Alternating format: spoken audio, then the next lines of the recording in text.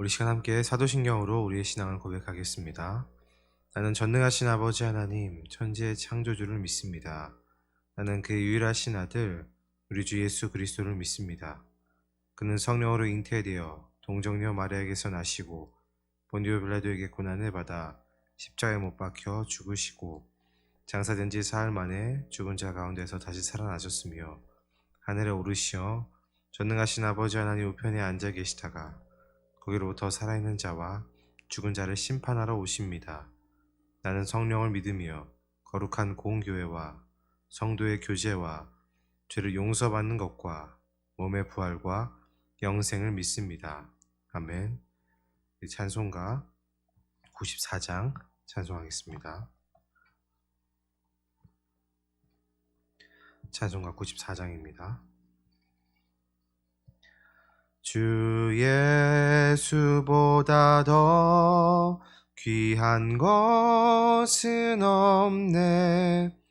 이 세상 부귀와 바꿀 수 없네.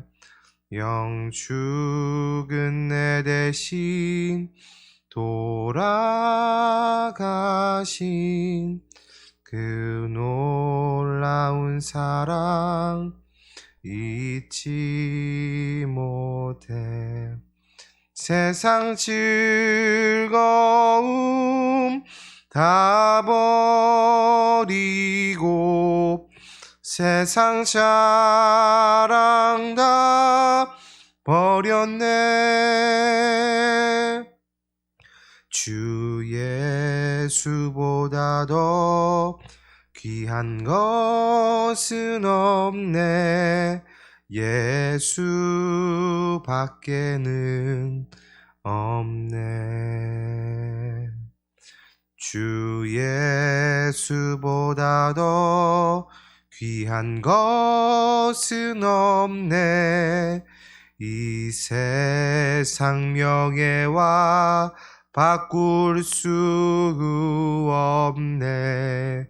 이전에 즐기던 세상 일도 주 사랑하는 마음 뺏지 못해. 세상 즐거움 다 버리고 세상 자랑 다 버렸네.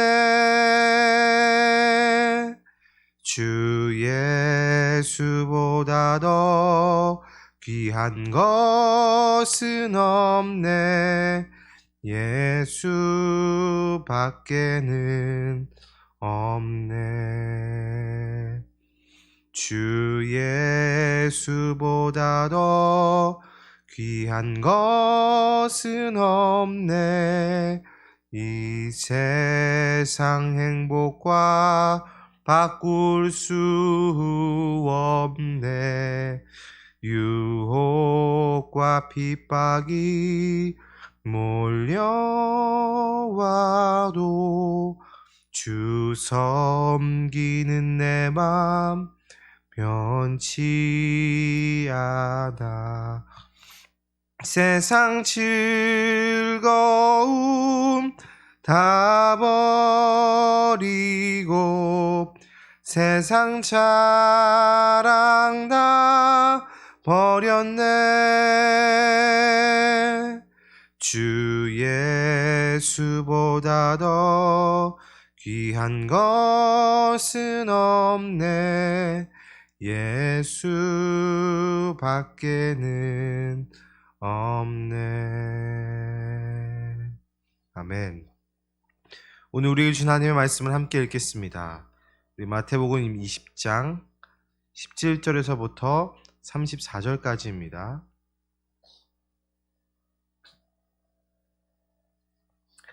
마태복음 20장 17절에서부터 34절까지의 말씀을 한 절씩 교독함으로 하나님의 말씀을 읽겠습니다. 예수께서 예루살렘으로 올라가려 하실 때에 12 제자를 따로 데리시고 길에서 이르시되 보라 우리가 예루살렘으로 올라가노니 인자가 대제사장들과 서기관들에게 넘겨짐에 그들이 죽이기로 결의하고 이방인들에게 넘겨주어 그를 조롱하며 채찍질하며 십자가에 못 박게 할 것이나 제3일에 살아나리라. 그때 세베대의 아들의 어머니가 그 아들들을 데리고 예수께 와서 절하며 무엇을 구하니 예수께서 이르시되 무엇을 원하느냐 이르되 나의 이 두 아들을 주의 나라에서 하나는 주의 우편에 하나는 주의 좌편에 앉게 명하소서. 예수께서 대답하여 이르시되 너희는 너희가 구하는 것을 알지 못하는도다. 내가 마시려는 잔을 너희가 마실 수 있느냐? 그들이 말하되 할 수 있나이다. 이르시되 너희가 과연 내 잔을 마시려니와 내 좌우편에 앉는 것은 내가 주는 것이 아니라 내 아버지께서 누구를 위하여 예비하셨든지 그들이 얻을 것이니라. 열제자가 듣고 그 두 형제에 대하여 분이 여기거늘 예수께서 제자들을 불러다가 이르시되 이방인의 집권자들이 그들을 임의로 주관하고 그 고관들이 그들에게 권세를 부리는 줄을 너희가 알거니와 너희 중에는 그렇지 않아야 하나니 너희 중에 누구든지 크고자 하는 자는 너희를 섬기는 자가 되고 너희 중에 누구든지 으뜸이 되고자 하는 자는 너희의 종이 되어야 하리라. 인자가 온 것은 섬김을 받으려 함이 아니라 도리어 섬기려 하고 자기 목숨을 많은 사람의 대속물로 주려 함이니라. 그들이 여리고에 떠나갈 때에 큰 무리가 예수를 따르더라. 맹인 두 사람이 길가에 앉았다가 예수께서 지나가신다 함을 듣고 소리질러 이르되 주여 우리를 불쌍히 여기소서. 다윗의 자손이여 하니 무리가 꾸짖어 잠잠하라 하되 더욱 소리질러 이르되 주여 우리를 불쌍히 여기소서. 다윗의 자손이여 하는지라. 예수께서 머물러 서서 그들을 불러 이르시되 너희에게 무엇을 하여 주기를 원하느냐? 이르되 주여 우리의 눈뜨기를 원하나이다. 예수께서 불쌍히 여기사 그들의 눈을 만지시니 곧 보게 되어 그들이 예수를 따르니라. 아멘. 네, 요즘 뉴스를 보면은 연일 코로나19 백신 접종이 순조롭게 되고 있다는 소식을 접하게 됩니다. 그러면서 또 한 가지 보였던 뉴스가 하나가 있었는데 여러분들도 보신 분들은 아시겠지만 아르헨티나에서 이 정해진 순번호의 백신을 맞은 이른바 백신 세치기로 인해 시위가 일어난 일입니다. 순번호의 백신을 세치기에서 맞은 자들의 명단이 공개되었습니다. 70여 명 정도 된다고 하는데요. 이 전 대통령과 가족들, 그리고 경제장관, 외교장관 등 이 정계 주요 인사들과 높은 지위에 있는 사람들이 이렇게 세치기에서 백신을 맞았다라고 하죠. 이 아르헨티나는 무려 하루에 확진자가 4,600명을 육박하고 있다고 합니다. 그러한 가운데 이 소식을 들은 국민들이 이 분노에 차서 이 대통령궁 앞에서 항의를 하는 그런 시위가 계속해서 이어지고 있다고 합니다. 어떻게 국민에게 권리를 위임받은 정치인들이 이렇게 할 수 있을까요? 이 순번대로 먼저 맞고 그 다음 차례에 되어 맞는 것이 순서인데도 이들은 그것을 어기고 먼저 자신들이 백신을 맞았습니다. 이 국민에게 권리를 위임받은 이 정치인이라면은 그들이 마땅히 있어야 할 자리, 이 국민을 섬기고 이들을 돕고 이들이 더 좋은 것들을 취하게 하는 그러한 자리를 지켜야 합니다. 자, 그러면서 오늘 말씀을 보고 이 마땅히 우리가 있어야 할 자리는 어디인가를 생각해 보게 되었습니다. 이 베드로전서에 나와 있듯이 이 땅에 택하신 족속, 왕 같은 제사장인 그리스도인들이 과연 마땅히 있어야 할 자리는 어디이고 또한 의지적으로 취해야 할 자리는 어디인지를 날마다 고민해야 하는 것이죠. 이 오늘 말씀을 통해 오늘날 그리스도인들이 마땅히 있어야 할 자리, 또한 취해야 할 자리가 어디인지를 깨닫는 그런 시간이 되기를 소망합니다. 이 오늘 본문의 시작은 예수님께서 자신의 죽음과 부활을 제자들에게 예고하시는 부분입니다. 이미 예수님께서는 앞전에도 제자들에게 이 두 번씩이나 자신이 가야 할 길에 대해서 말씀하신 바가 있었죠. 자, 그러나 그때마다 제자들의 반응은 어땠습니까? 네, 이 제자들의 반응은 그다지 좋지가 않았습니다. 이 베드로는 심지어 그런 일은 절대 일어나서는 안 된다고 항변했다가 예수님께 크게 혼쭐이 난 적도 있었죠. 혹시 그때 베드로가 혼난 이유를 예수님께서 무엇이라고 말씀하셨는지 기억나십니까? 예수님의 죽음과 부활을 듣고 항변한 그 베드로에게 예수님은 이렇게 말씀하셨습니다. 마태복음 16장 23절입니다. 내가 하나님의 일을 생각하지 아니하고 도리어 사람의 일을 생각하는도다. 그 당시 제자들에게 뿐만 아니라 지금 예수님을 믿고 따르는 우리들도 날마다 기억해야 할 말씀입니다. 과연 나는 하나님의 일을 생각하고 있는지 아니면 사람의 일에 집착하며 살아가고 있는가를 날마다 말씀 앞에서 돌아보시기를 바랍니다. 이 예수님께서 십자가에서 돌아가실 것에 항변했던 베드로와 이 제자들, 그때 이후로 이들의 마음은 좀 변했을까요? 이 20절과 21절을 보면은 이 제자들의 마음 상태가 어떤지를 살펴볼 수 있습니다. 우리 20절과 21절 함께 같이 읽도록 하겠습니다. 시작. 그때의 세베대의 아들 어머니가 그 아들들을 데리고 예수께 와서 절하며 무엇을 구하니? 예수께서 이르시되 무엇을 원하느냐? 이르되 나의 이 두 아들을 주의 나라에서 하나는 주의 우편에 하나는 주의 좌편에 앉게 명하소서. 아멘. 네, 이번에는 세베대의 아들들의 그 어머니가 나와서 예수님께 무언가를 구하죠. 이 세베대의 아들들은 예수님의 제자인 야고보와 요한을 가리킵니다. 그런데 그 어머니가 무엇을 구하고 있습니까? 이 자기 아들들을 하나님의 나라에서 좌편과 우편에 앉힐 것을 구하고 있습니다. 요즘 말로 이야기하면은 청탁을 하고 있는 거죠. 이때나 지금이나 어머니들의 자식 사랑은 변하지 않는 것 같습니다. 이 어머니의 요청을 보면 아마 이 다 큰 아들들이 자신의 인생을 걸고 하는 일을 응원하고자 하는 어머니의 마음일 수도 있습니다. 아니면은 이 제자들이 직접 물어봤다가 혼난 적이 있었기 때문에 그것을 기억하고 두렵기 때문에 어머니에게 부탁했을지도 모르겠습니다. 어떻든 이를 보았을 때에 이 제자들의 마음은 여전히 하나님의 일이 아니라 사람의 일과 또한 이 땅의 일에, 땅의 생각에 묶여 있음을 알 수 있습니다. 예수님께서는 이러한 제자들의 마음을 이미 간파하고 계셨기에 이들이 구하는 것이 무엇인지조차 알지 못한다라고 진단하십니다. 그리고 비록 이들이 무엇을 구한지 알지 못하지만 예수님이 마시는 잔을 마실 수 있느냐고까지 물어보십니다. 여러분들, 예수님이 마시는 잔이 무엇입니까? 바로 죽음의 잔이죠. 죄인들을 대신해서 마시는 이 죽음의 잔인 줄도 모르고 일단 먹겠다고 하는 이 제자들의 모습을 보면서 요즘 말로 정말 웃픈 현실입니다. 그리고 심지어 24절을 보면은 이러한 청탁을 듣게 된 남은 10명의 제자들은 어떻습니까? 네, 이 10명의 제자들도 분개하고 있습니다. 이러한 제자들의 모습을 보았을 때에 여전히 변화되지 않는 제자들의 이 영적 상태를 확인할 수 있습니다. 이제 예수님께서 십자가에 달려 돌아가실 날이 얼마 남지 않은 상황에 얼마나 참담하실까요? 하지만 예수님은 다시금 제자들을 가르치시기 시작합니다. 예수님이 이렇게 말씀하십니다. 우리 26절과 27절도 우리 같이 읽겠습니다. 시작. 너희 중에는 그렇지 않아야 하나니 너희 중에 누구든지 크고자 하는 자는 너희를 섬기는 자가 되고 너희 중에 누구든지 으뜸이 되고자 하는 자는 너희의 종이 되어야 하리라. 아멘. 네, 예수님께서는 여전히 높은 자리를 탐하고 땅의 일과 사람의 일에 생각이 묶여있는 이 제자들에게 하나님 나라의 법칙을 말씀하십니다.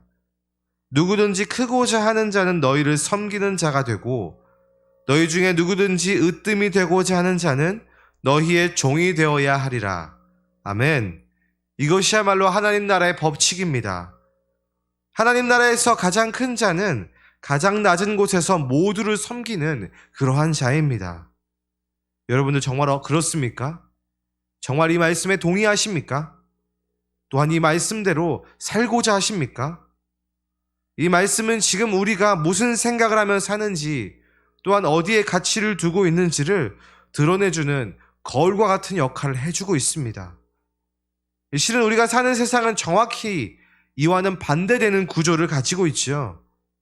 아까 제가 서론에서 말씀드린 대로 이 아르헨티나 백신 세치기 사건이 이 세상의 구조와 법칙이 무엇인지를 아주 정확하게 드러내주고 있습니다. 그렇게 사람들은 이 세상의 구조에 순응하며 더 높은 자리에 앉아 모든 좋은 것들을 누구보다도 먼저 누리려고 발버둥 치고 있는 것입니다.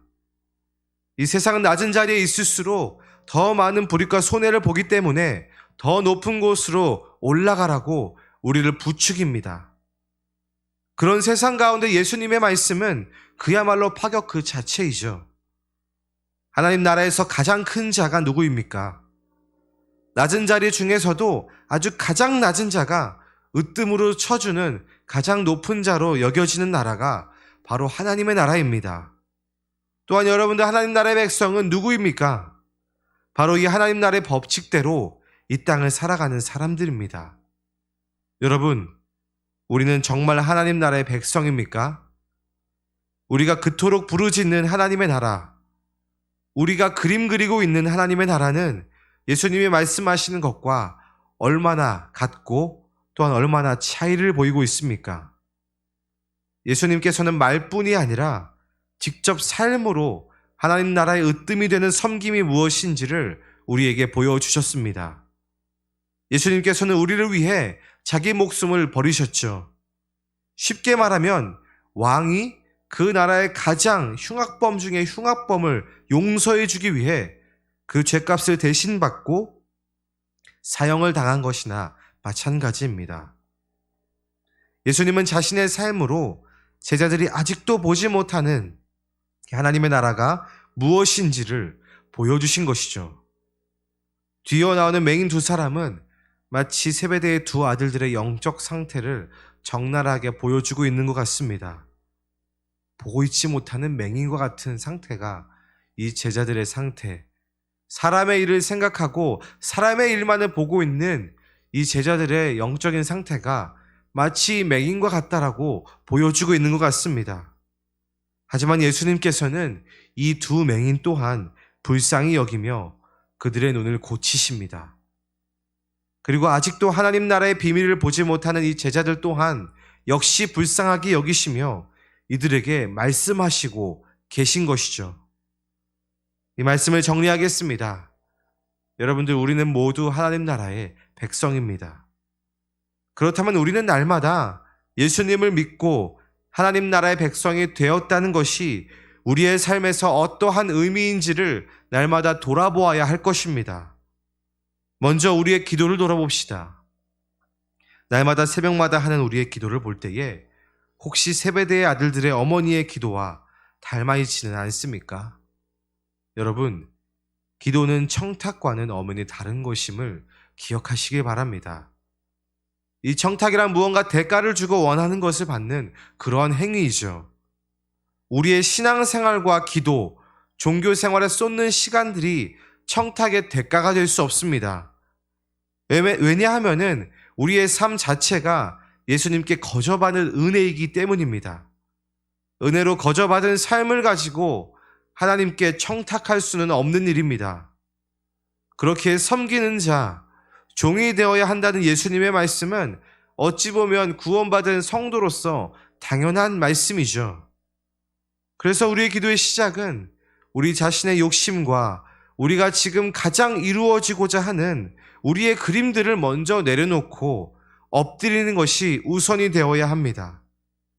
누구든지 크고자 하는 자는 너희를 섬기는 자가 되고 너희 중에 누구든지 으뜸이 되고자 하는 자는 너희의 종이 되어야 하리라. 이후에 이어지는 두 맹인을 고치신 예수님께서 오늘날 우리들의 눈과 마음도 고쳐주시기를 바랍니다. 날마다 이 말씀이 우리의 눈과 마음에 머물러 있고 이 말씀이 하나님 나라를 누리게 할 줄로 믿습니다. 오늘도 더욱더 낮은 자리를 찾아가고 취하는 여러분들이 되시기를 간절히 소망합니다. 기도하겠습니다. 이 시간 우리가 함께 기도할 때에 주님, 세상의 법칙이 아닌 하나님 나라의 법대로 하나님 나라의 백성답게 살게 하여 주시옵소서. 더 가지려고 하고 더 높아지려는 우리의 마음과 우리의 교만한 입술을 치유하시고 예수님께서 낮아지신 것처럼 우리의 마음도 낮아질 수 있도록, 우리의 행함도 낮아질 수 있도록 역사하여 주시옵소서. 또한 교회를 위해서 기도합니다. 우리의 생각과 계획을 돌아봅니다. 우리의 욕심에 근거한 그림을 이루고자 하는 그 모든 계획들을 다 내려놓게 하시고 더 섬기기 위해, 더 낮아지기 위한 생각과 계획들이 넘쳐나는 아가페 교회가 되게 하여 주시옵소서. 예수님의 사랑과 섬김을 우리 가운데 가르쳐 주시옵소서. 또한 가지고 나오신 기도 제목들을 가지고 이 시간 함께 기도하며 주님 앞에 나아가도록 하겠습니다. 기도하겠습니다.